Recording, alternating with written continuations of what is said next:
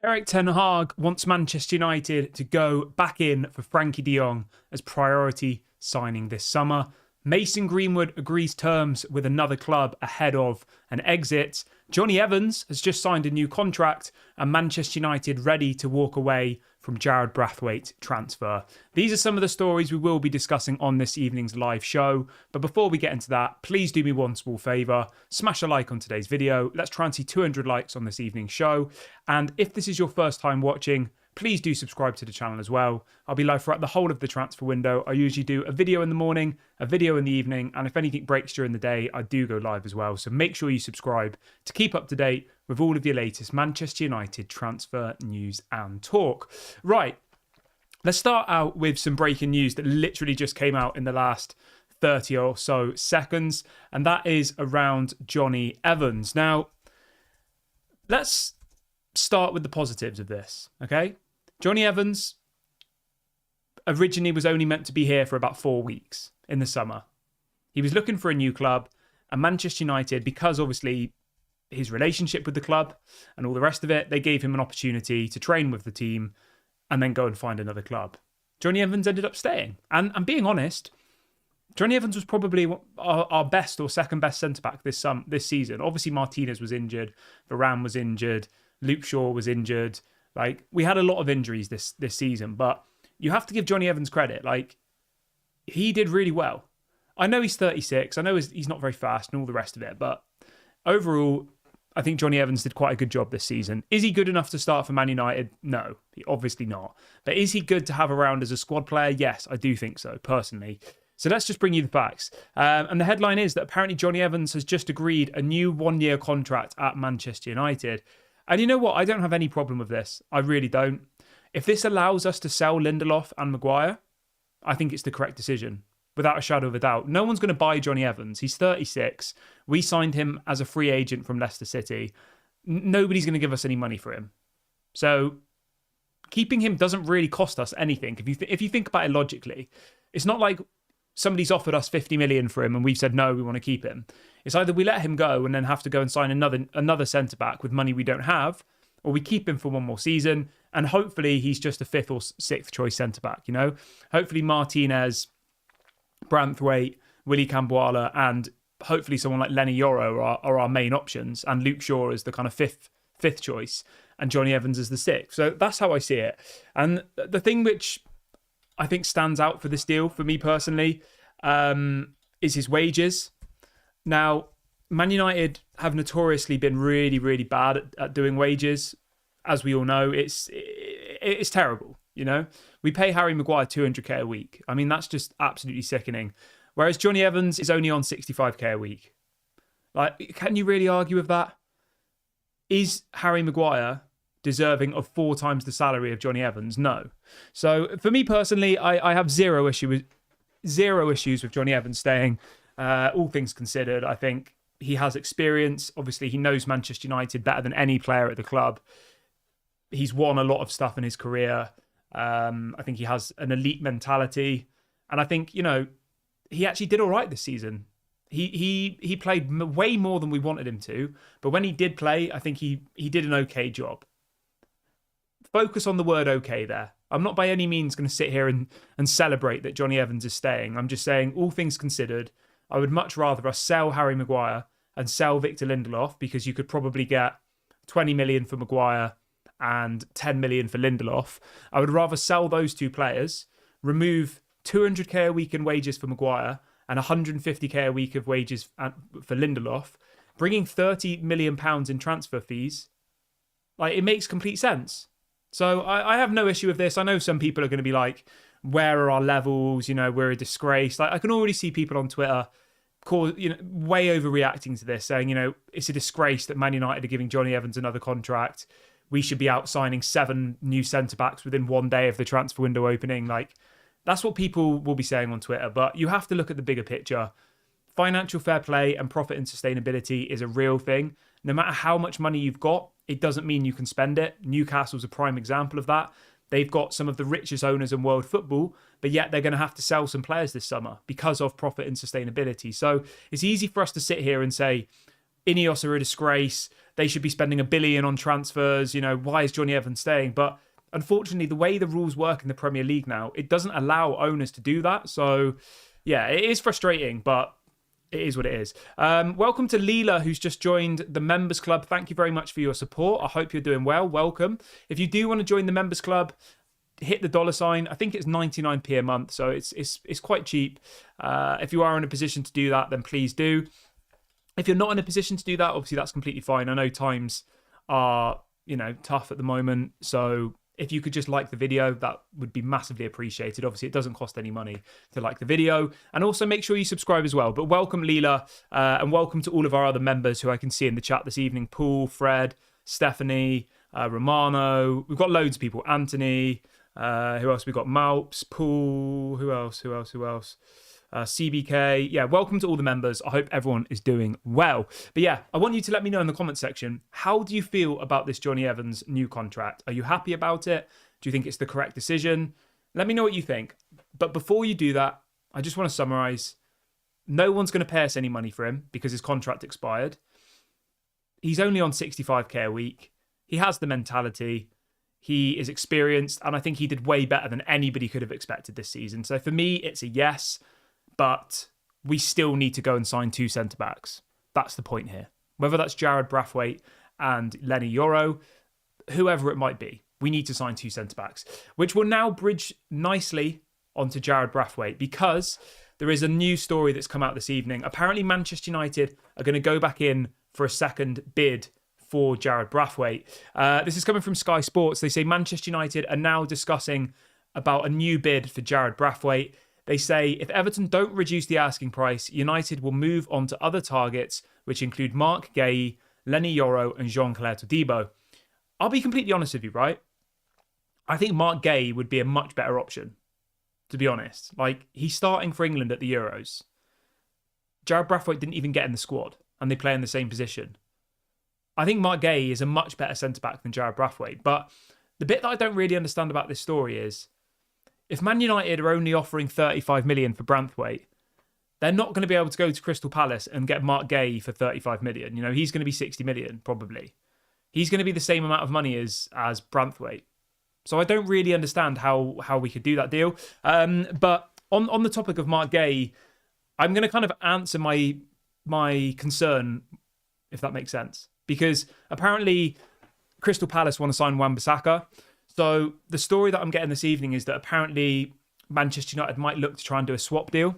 So it would be Crystal Palace sign Wan-Bissaka and we sign Mark Guéhi. We'd probably have to give them still a substantial amount of money, but it might be that we give them, 40 million, let's say, and we give them Wan-Bissaka and we get Mark Guéhi in return.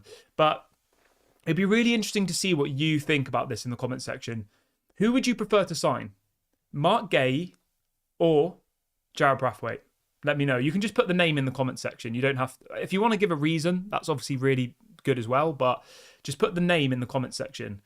As I said, I would go with Guéhi. I think he has a much higher ceiling. I think he would suit our style of play better. He's a little bit older, which isn't a problem for me, but I get that. And the other thing I like about him is he's right-footed. I know Branthwaite is left-footed, but he's good with both feet. I think we do need a right-sided centre-back more than a left-sided centre-back. Obviously, we've got Martinez, who will be starting every game at left side. You've got Luke Shaw, who is obviously a left-back, but can play at left-sided centre-back. So you've got effectively 2 left-sided centre-backs already. Luke Shaw was decent at left-sided centre-back, I thought. So, whereas if you look at our right-sided centre-back, we've only got Maguire and Lindelof, both of which should be leaving the club this summer. So, I think in an ideal world, we'd get Branthwaite and we'd get Guéhi. But whether or not that's possible or not, it's up for debate, isn't it? But yeah, it'd be interesting to see what you guys think about that. Lots of people in the chat are saying that we should go for Todibo. Yeah, I mean, Todibo's a really, really good option, guys. But I keep telling you about Todibo. I think there's some problem with the multi-club ownership thing. So yeah, everyone who's just joined the video, if you could do me a little favor and smash a like. We've got 300 people watching now, which is absolutely amazing. Let's see if we can hit 200 likes on today's video. If everybody smashes a like right now, we will hit our target, and I will be a very, very happy man. And if this is your first time watching, don't forget to subscribe as well, bottom right hand corner. And a massive shout out to Fred, who's just gifted 5 memberships to the Daily Red Devil Members Club. Absolute legend. If you have been given a membership by Fred, please do make sure to say thank you in the comment section. We've got a super chat coming in from Akash, who says, Laurie Whitwell reckons there's a good chance of Manchester United signing Lenny Yoro. That's interesting. I haven't seen that story. Let me have a little look quickly. Thank you for your super chat, my friend. I hope you're doing well. Let's see what Laurie Whitwell's saying. I mean, Lenny Yoro would be an incredible signing. Absolutely incredible. Only 18 years of age, you know. So many different clubs want to sign him. Real Madrid, Liverpool want to sign him. He would be a quality signing. Absolutely incredible. But my understanding is that Real Madrid are leading the race for this guy. And a lot of the time when Real Madrid wants something, they usually get him. David has said, is anyone else worried about Martinez's injury record? That's a good question. Really good question. I'm going to echo that back to the chat. I want you to let me know. One of the people in the chat this evening has asked us if we're worried about Martinez's injury record. What do you think? Let me know. Me personally, I'll be honest, I was quite worried last season about Martinez's injury record because he came back and literally that game he got injured again. You know? So yeah, I mean, you have to be concerned because he's probably, well, he is our best defender, isn't he? He's better than any of our other centre-backs, for sure. So yeah, of course it's a concern. It really, really is. But Malp says, I don't think Martinez will ever be the same again.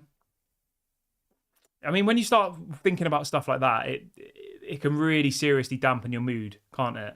Like, if Martinez gets injured again this season, then I think our whole season will crumble again, being honest. Martinez is such an important player for us. Like, he connects everything. I honestly think Martinez is the most important player in our whole team, genuinely. And when we don't play with him, you can see that. Because his connection from the goalkeeper to the midfielders is... None of our other players can do that in that position. Arguably, we should be probably trying to sign somebody with a similar profile who can do it. But as it stands at the moment, I honestly think that Martinez is probably our most important player. If not, you know, in the top 2 or 3.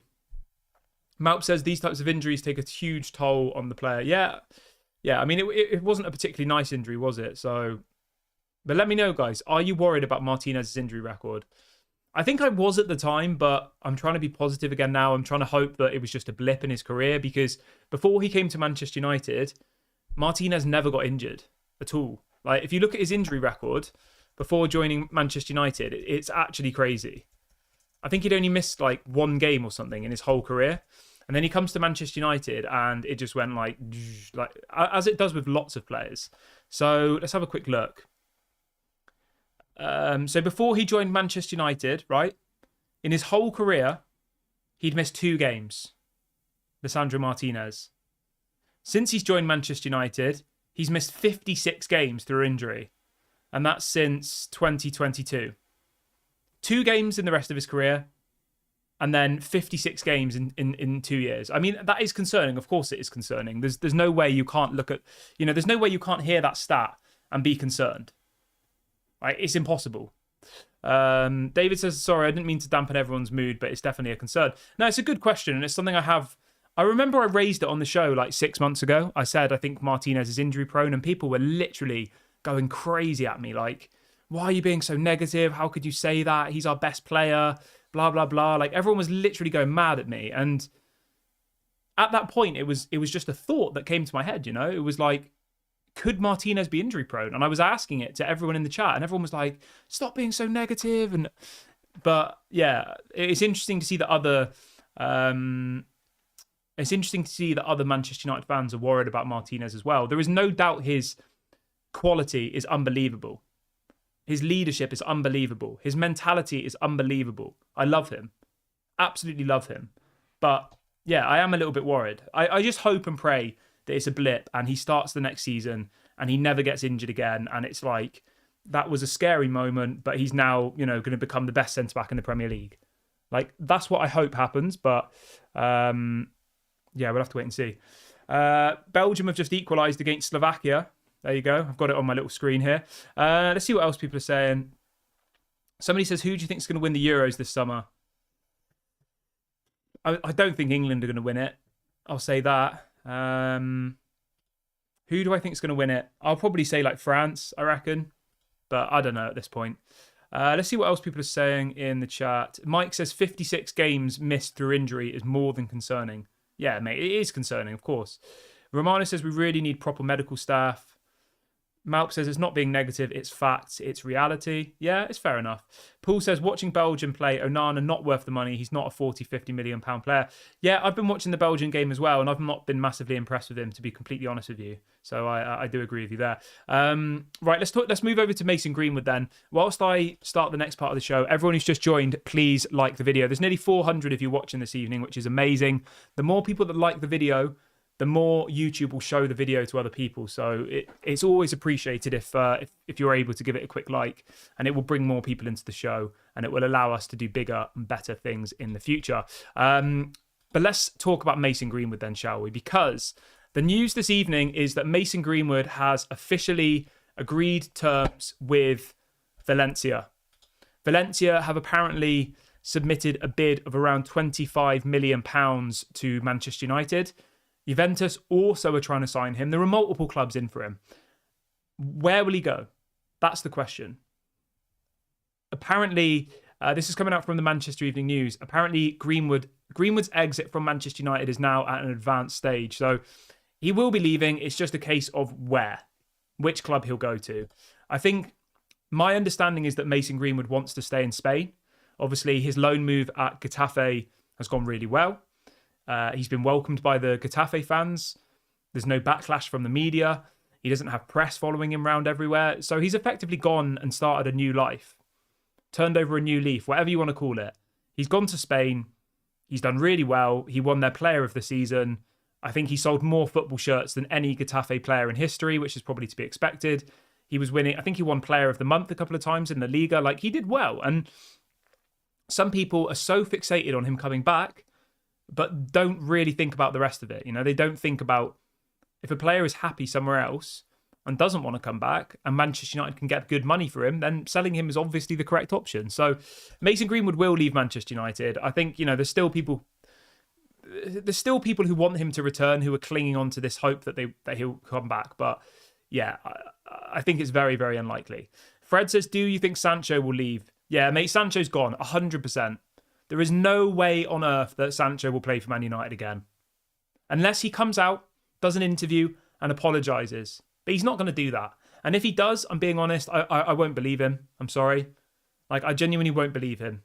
You don't wait 3-4 months and refuse to apologise and then suddenly decide you want to apologise. The only reason he'd do that is if he couldn't get a move to another club, right? And effectively that's his only option. But an opportunity will arise for Jadon Sancho because he is a good player. People seem fixated on, rubbishing him. He's not a bad footballer. He's a good footballer. I just think his attitude is really bad. I think his mentality is really bad, and I think he needs to be sold. And now that Erik ten Hag is staying as the manager, the chances of Jadon Sancho returning, I would say, is 1%. I think it's as low as that. Juventus and Dortmund are apparently in talks with Man United. So he will go, I'm sure of it. Man United need money as well. Somebody says, would you take Sergio Ramos as a free transfer? That's an interesting question. I'm going to set up a poll quickly. Let's do the poll on that. So let's do, would you take Sergio Ramos as free transfer? Let's have a look. Sergio Ramos, free transfer. 38 years of age. I know Johnny Evans is 36, but I don't think so, personally. Sergio Ramos, to me, should go to the MLS. Like, that seems like the next logical move. Moving to the Premier League at the age of 38, I don't think so. I would steer well away from that personally. How much money was he earning at... Man United have been linked to Sergio Ramos probably for as long as I've been alive, literally. Every single season, it's Sergio Ramos, Sergio Ramos, Sergio Ramos. Like, constantly. He's only on 30k a week at Sevilla. That's mad. Let's have a look at Thiago Silva. How old's he? Yeah, I mean, Thiago Silva's kind of at a similar age, isn't he? And he's just left the Premier League. Yeah, I personally would not take Sergio Ramos. I wouldn't. Obviously, the nostalgia element of it, like, it's cool. Sergio Ramos, he's a legend of the game. It would be an exciting transfer. You'd probably get loads of likes on Instagram and all of that stuff. From a brand's perspective, it's great, obviously. You know, you'd probably make loads more money on shirt sales and all the rest of it. But from a footballing perspective, Sergio Ramos makes no sense. 10 years ago, yeah, great. But at the age of 38, he should either retire or go and play in America. That's my opinion. So, but thank you for the question. It's an interesting question. I've set the poll up for anybody who wants to get involved in that. I imagine most people will not want Sergio Ramos. And those of you who do, I imagine it's because of the nostalgia, the name and all the rest of it. But let me know. Okay, so we've talked about Mason Greenwood. I'll obviously keep you updated on that, but Mason Greenwood will be leaving, and it's just a matter of when, I think, not if. But let's move over to De Jong, though, shall we? So Manchester Evening News are reporting this evening that...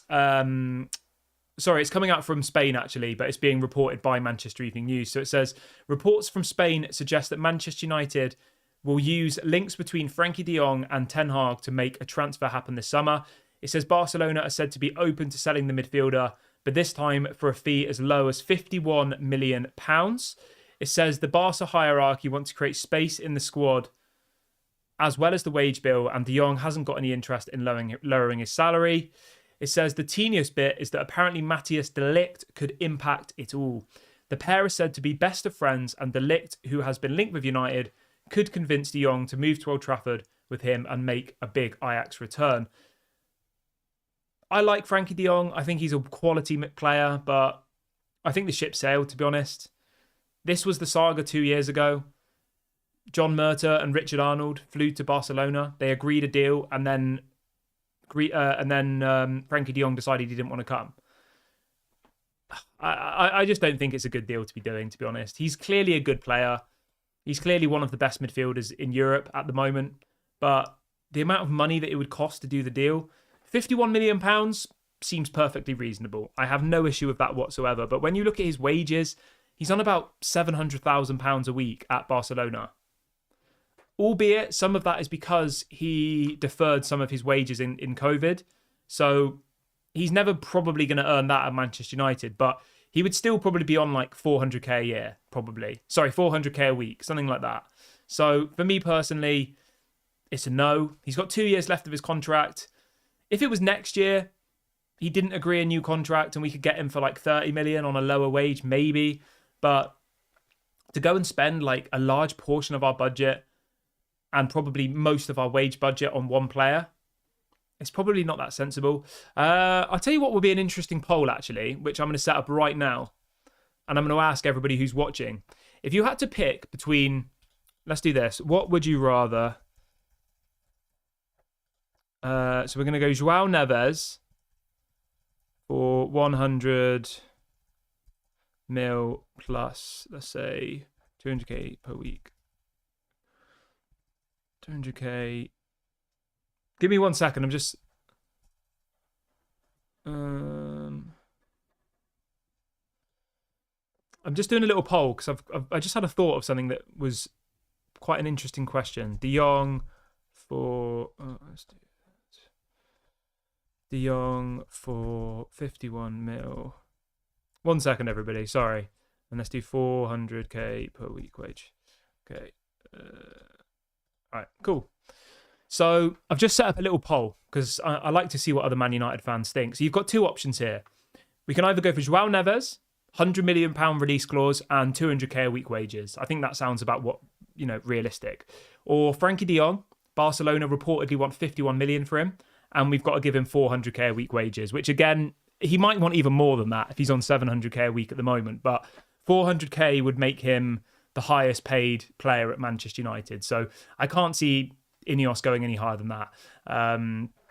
But what I want you to do is let me know in the comments section or in the live chat or wherever it is, who would you rather sign, João Neves or Frankie de Jong? For me personally, I'm going with João Neves any day of the week. I know his release clause is massive, £100 million, but I think the wage difference between the two players makes it make sense. Obviously, the footballing ability as well. One of them's 19. João Neves, is only 19. Frankie de Jong is, I think, 28 next month. So, there's a big age difference between the two. 9 years. So, yeah, for me personally, I think João Neves will be a much better option. It's just whether Man United can pull together the money to give them £100 million, which I think is probably quite unlikely, being honest. And that's why I think this Frankie de Jong story's circled back round, because we desperately need two midfielders. We need someone like Frankie de Jong, but we also need a more defensive option. So I hope that this Frankie de Jong story gets nipped in the bud, or because I can't be bothered to talk about Frankie de Jong all summer, Was it 2 years ago where we literally were talking about him all year? De Jong's going to happen. I don't think I even had the channel at that point, but I know there was a proper Frankie de Jong saga, wasn't there? And it went on for so long and it was so boring, and then we didn't even get him. So, yeah. Let's see what else people are saying in the chat. Just going to have a sip of water whilst I read some chats. What else we got? Somebody says Frankie de Jong is injury prone. Yeah, I mean, Frankie de Jong isn't even at the Euros because of injuries. Like, that has to be a concern. Of course it does. What else have we got in the chat this evening? Where are we? Belgium haven't scored, by the way. It's 1-0. The goal was disallowed. I mean, literally most people in the chat this evening are saying they'd rather João Neves over de Jong, which I agree with 100%. But yeah, I'm going to wrap the video up here, guys. It feels like a good point to end today's show. If you have enjoyed today's video, please do smash a like on it before you leave. We've got over 400 people watching, which is amazing. Yeah, if you could do me that little favour and like the video as you go, make sure you subscribe as well. I'll be back at 11 a.m. UK time tomorrow for your morning show. If anything breaks between now and tomorrow, I will go live. So make sure you've got the notification bell turned on. Have a lovely evening, everybody. We've got lots of football to enjoy. I'm going to go and watch the rest of the Belgium-Slovakia game now, and then obviously the France-Italy game later this evening. Hope everyone has a good night. I'll speak to you all at 11. Thank you for watching.